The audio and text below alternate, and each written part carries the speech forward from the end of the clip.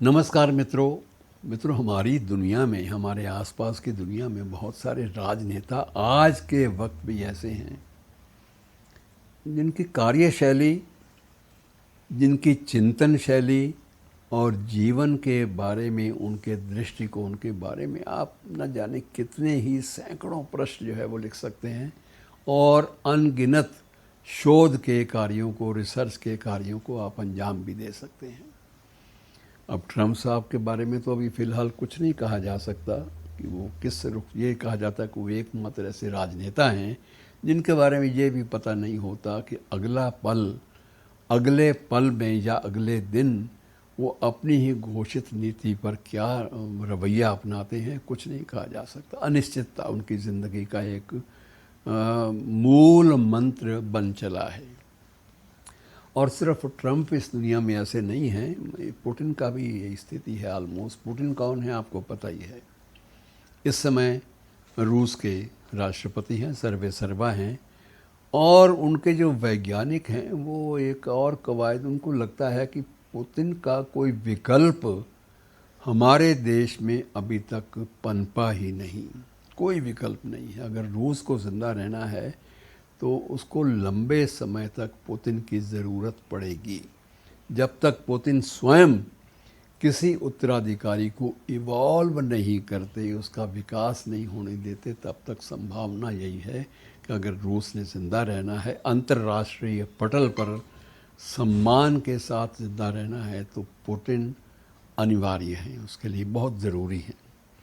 अब पुतिन इस वक्त 73 साल के हो गए और अब जो वहाँ के वैज्ञानिक जो जीव विज्ञान के विषय पर शोध कर रहे हैं, वो ये कोशिश कर रहे हैं कि पुतिन को अपना उत्तराधिकारी या अपना अगला जो वारिस है उसकी एवोल्यूशन के लिए, उसके विकास के लिए कम से कम 30-40 साल और लगेंगे। 30-40 क्या, वो तो 50 साल तक की उम्मीद लगाए बैठे हैं। आधी सदी और लग जाएगी, तब जाके पुतिन का कोई विकल्प निकलेगा। और 73 साल के पुतिन को 120 साल कम से कम ज़िंदा रखने के लिए एक वैज्ञानिक कवायद वहाँ पर आरंभ हो चुकी है।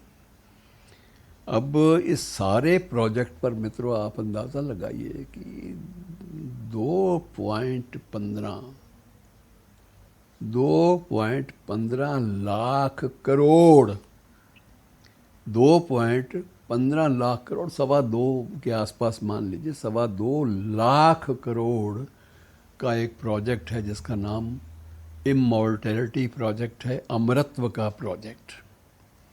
और इस अमरत्व के प्रोजेक्ट के तहत वहाँ के वैज्ञानिक ये 3D बायो प्रिंटिंग का सहारा ले रहे हैं। 3D bio printing. और इनसे क्या कर रहे हैं, वो इंसानी अंग बना रहे हैं। और इसी इंसानी अंगों के निर्माण के साथ साथ वो लोग जीन थेरेपी को भी और विकसित कर रहे हैं। जीन थेरेपी का मकसद क्या है कि बुढ़ापे को रोकना। सो जीन थेरेपी के मकसद से बुढ़ापे को रोकना, ये जो है अब ये उनकी नई योजना है पुतिन के बारे में, वो चल रही है। अब उस बारे में आप जितना मर्ज़ी आगे नेट पे पढ़ लीजिए सामग्री, आपको दिलचस्पियाँ ख़त्म होने का आपकी नाम नहीं लेंगी। और पुतिन के बारे में मैं आपको ये भी बता दूं कि पुतिन का जन्म किन परिस्थितियों में हुआ था। शायद आपको मालूम ही हो इस बात का कि जब ये विश्व युद्ध में, दूसरे विश्व युद्ध के बाद जब लाशों के ढेर रूस में लाए जा रहे थे, द्वितीय विश्व युद्ध की समाप्ति के कुछ समय पहले, तो वो ट्रकों पर लाद कर लाशें लाई जा रही थी। और उन्हीं में जब लाशों को उतारा जा रहा था तो एक लाश के पास से एक बच्चे के रोते हुए की आवाज़ आई। और हुआ ये कि बच्चा पैदा हो गया ट्रक में। बच्चे को जन्म देने के बाद माँ ने अंतिम सांस भी ले ली, लेकिन बच्चा जिंदा रहा। और वो बच्चा कौन था मित्रों? पुतिन। तो ऐसे परिवेश में जिस शख्स का जन्म हुआ, उसका विकास किस ढंग से हुआ, वो सारी की सारी परिस्थितियाँ आपके सामने हैं। और आज पुतिन सिर्फ एक अपने ही पुराने सहयोगी देश के लिए खतरा नहीं बन चुके, बल्कि स्वयं अपने अस्तित्व के लिए भी खतरा बन चुके हैं। अब वो स्वतंत्र रूप से कभी मुमकिन ही नहीं है कि कभी खुले में वो जीप पर सवार होकर अपने पूर्वज रूसी नेताओं बुल्गानिन, क्रुश्चेव, इनकी तरह से खुली जीपों पर सवार होकर मास्को की सड़कों पर घूम सके। ये बातें अब गए ज़माने की हो गई, ये मुमकिन ही नहीं है। अब पुतिन और ट्रंप और कुछ एक नेता और, जिनमें इसराइल का भी नेतन्याहू भी शामिल है, ये सर्वाधिक सिक्योरिटी वाले नेता बन गए हैं। इनके गिर्द सिक्योरिटी का, सुरक्षा का ऐसा तंत्र बुना गया है कि इनको कभी भी मृत्यु छू ना सके। लेकिन ज़िंदगी तो ज़िंदगी है और मौत मौत है, ये अटल सत्य हैं। इनसे कोई भी नहीं बच पाया, ना तो